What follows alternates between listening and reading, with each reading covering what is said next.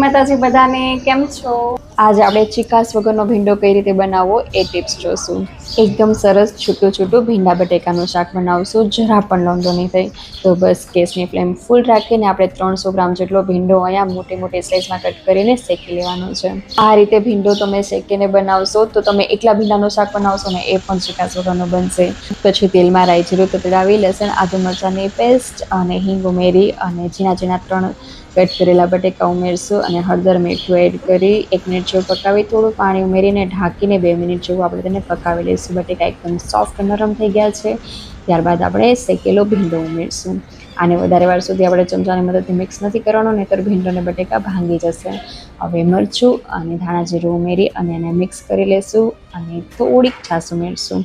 છાશ ઓપ્શનલ છે, તમારે એડ કરવી હોય તે કરવાની અને 2 મિનિટ જેવું પકાવી અને તૈયાર છે આપણું મસ્ત ભીંડા બટેકાનું શાક. એક વખત આ રીતે બનાવીને